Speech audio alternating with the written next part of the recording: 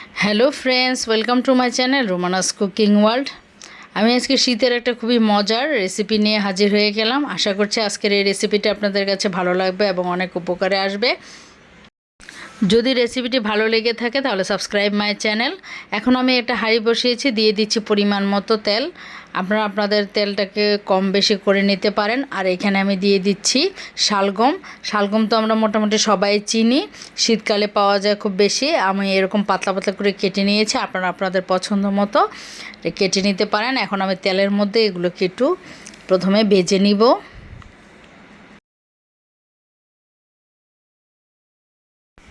তারপরে এখানে দিয়ে দিচ্ছি আমি কিছু পেঁয়াজ কুচি। তারপরে দিয়ে দিব হাফ টেবিল চামচ লবণ। লবণটা আপনারা পরে টেস্ট করে নেবেন, কম বেশি হলে দিয়ে নেবেন। এখন এগুলো দিয়ে আমি খুব ভালো করে মিক্স করে ঢেকে এটাকে কিছুক্ষণ রান্না করে নিব।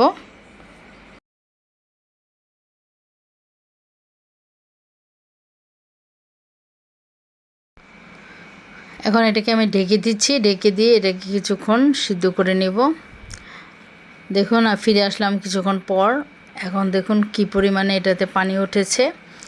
এখন এর মধ্যে আমি মশলাগুলোকে অ্যাড করে দিব।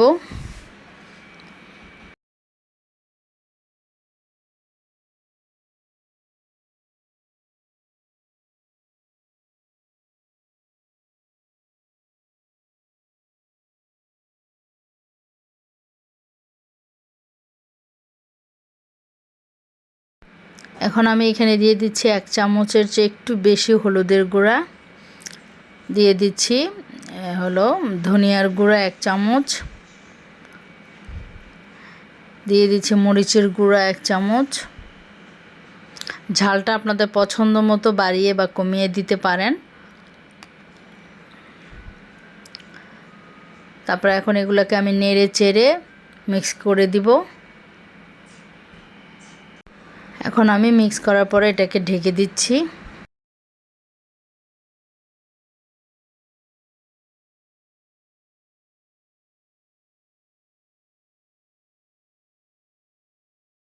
ঢেকে দেওয়ার পরে প্রায় 8-10 মিনিট পর আমি এখানে আবার ফিরে এসেছি। এখন নেড়ে চেড়ে দেখাচ্ছি যে পানিটা প্রায় শুকিয়ে গেছে এবং তেলটা উপরে ভেসে উঠেছে।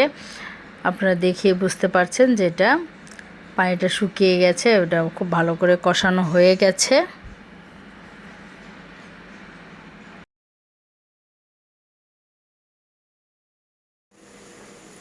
এখন শালগম যেহেতু সিদ্ধ হতে বেশি সময় লাগে, তাই এখানে পানির পরিমাণটাকে আমি বেশি দিয়ে দিচ্ছি।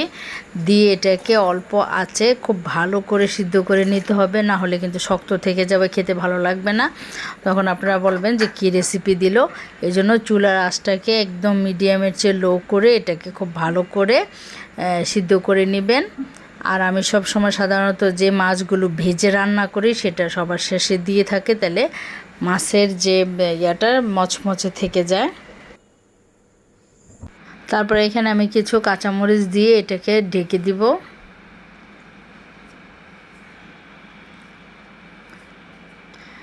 ঢেকে দিয়ে আবার মাঝে আমি দেখতে আসলাম যে কীরকম হচ্ছে, প্রায় মোটামুটি সিদ্ধ হয়ে এসেছে।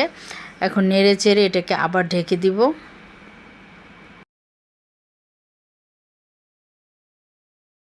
অনেক সময় পরে আমি আবার ফিরে এসেছি। দেখুন এখন দেখেই বোঝা যাচ্ছে যে এটা প্রায় সিদ্ধ হয়ে গেছে। এখন আমি এটার মধ্যে মাছগুলোকে দিয়ে দিব।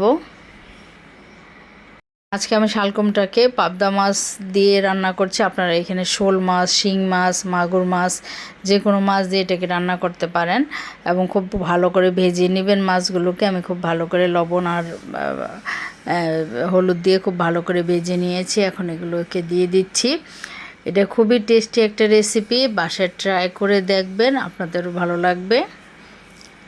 এখন এগুলোকে দেওয়ার পরে আমি কিছুক্ষণ আবার ঢেকে দিব, ঢেকে এটাকে কিছুক্ষণ রান্না করব। এটাকে প্রায় 10 মিনিটের মতো রান্না করার পর আমি ফিরে এসেছি এবং চুলার আঁচটা আমি একদম মিডিয়াম লো করে রেখেছিলাম। এখন দিয়ে দিচ্ছি আমি ধনিয়া পাতা, কারণ শালগমটা খুব ভালো করে সিদ্ধ হয়ে গেছে আমি দেখেছি এবং লবণও চেক করেছি। আপনারা লবণটা চেক করে নেবেন। আর হচ্ছে এখানে দিয়ে দিচ্ছি ধনিয়া পাতা। আর এই সিজনে কিন্তু ধনিয়া পাতা প্রচুর পরিমাণে পাওয়া যায়, আর ধনিয়া পাতা দিলে এই তরকারিটার স্বাদই পুরো চেঞ্জ হয়ে যাবে। আপনারা ট্রাই করে দেখবেন, খুবই মজার একটা রেসিপি। আমি এটাকে পাবদা মাছ দিয়ে করেছি, আপনারা এই সিজনে শোল মাছ, বোয়াল মাছ বা শিং মাছ এই জাতীয় মাছ দিয়েও ট্রাই করতে পারেন, খুবই মজার হয়। আর যদি রেসিপিটি ভালো লেগে থাকে তাহলে সাবস্ক্রাইব মাই চ্যানেল আর লাইক কমেন্ট শেয়ার করবেন। তাহলে আজকে এই পর্যন্তই, সবাই ভালো থাকেন, আল্লাহ হাফেজ।